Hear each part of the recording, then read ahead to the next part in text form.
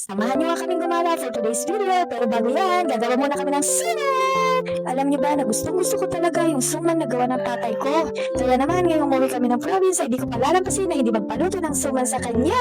Ganito din ba yung feeling niyo? Yung may suman naman na nabibili pero ibang-iba talaga yung lasa ng suman kapag nasa probinsya ka na?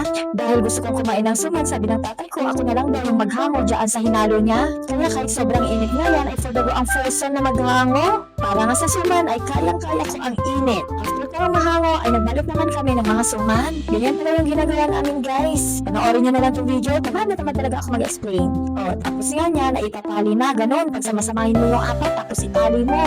Kasi tamad talaga ako mag-explain ng mga ginagawa ko, no? Pero gusto ko talaga mag-mini-vlog. Aba, ayaw, ewan. Diba, tingnan nyo na lang kung paano ko ginagawa yung pagtali. Ang ginagamit ko nga dyan pagtali ay yung dahon na lang din ng saging. Bagal-bagal ko nga gumawa dyan o kaya magtali dyan kasi naman ang dulas-dulas kasi ma-oil. Tiyarin, ganyan na itsura. At yan na nga yung mga nagawa naming suman. After na naming balutin ay hindi natatapos dyan yung hirap. Pinakuluan nga ulit namin. Para nga luto-luto yung suman ay grabe, gabi na namin yan natapos.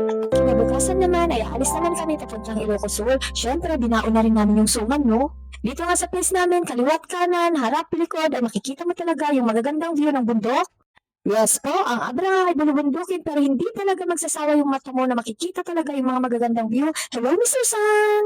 Yan nga pala yung Calaba Bridge. Alam niyo ba, naalala ko nung pinanganak ko yung panganay ko ay dito nga ako sa Abra nanganak. Magkwento ko na nga lang sa inyo kahit hindi kayo nagtatanong nung nanganak nga ako sa panganay ko ay dito ako sa Abra nanganak. Dahil sa pangalang nun, yung gamit sa pagtawid sa ilog kasi ginagawa pa nga yung Calaba Bridge. Yes po, yung tricycle nga kung saan ako nakasakay, eh sinakay din sa balsa. Ay, bumili din pala yung kapatid ko ng grapes, okay. Yung view nga ng dagat na yan at papuntang Ilocos Sur na. Mabalik na tayo doon sa kwento ko. Natutuwa nga ako kasi bawat uwi ko, grabe talaga ang progress ng Abra. Yung mga tulay, yung mga daan, yung mga establishments, grabe, nakaka-proud. Nasa Ilocos Sur na pala kami dyan, guys. Ito nga yung isang trip na gustong-gusto ko kasi kasama namin ang nanay at tatay namin. Pupunta nga kami at magsisimba sa San Vicente, Ilocos Sur. Ang ganda-ganda lang talaga ng place na to. And of course, ang ganda-ganda din ng simbahan nila. Thank you Lord sa lahat ng blessing. Nakakatuwa nga kasi kasama-sama kaming pamilya ngayon. After nga namin magsimba ay nakapag-decide kami na pupunta sana kami sa Baluarte. Kaso lang nung pagdating namin doon ay sobra nga yung dami ng tao. Ang dami din mga sasakyan na nakapark. Hindi na nga kami tumuloy. Nakapag-decide na nga kami na pumunta na lang kami at maligo sa beach. Bumili nga din kami na sa Marcia's Delicacies. Grabe, ang sarap-sarap ng kanilang bibingka dyan, guys. Habang ako ngayon nagkukwento, sige, enjoy nyo na din yung view na nakikita nyo para naman hindi lang ako yung nag-e-enjoy. Kapag nandito ka nga din sa Ilocos, grabe talaga, busog na busog ang mata mo sa mga magagandang tanawin. Kahit medyo malayo nga yung biyahe, hindi ka talaga mababagot kasi maa-amaze ka talaga sa mga bundok at mga dagat. Dito nga lang kami pumunta sa malapit sa Narvacan, Ilocos Sur. Nagustuhan ko nga dito sa pinuntahan namin kasi perfect yung dagat para sa mga bata.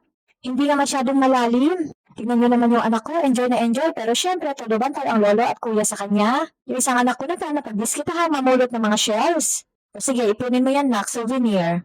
Alam niyo ba, na-realize ko kasi lately, puro na lang ako trabaho. Kailangan talaga mag-unwind para naman ma-relax yung utak.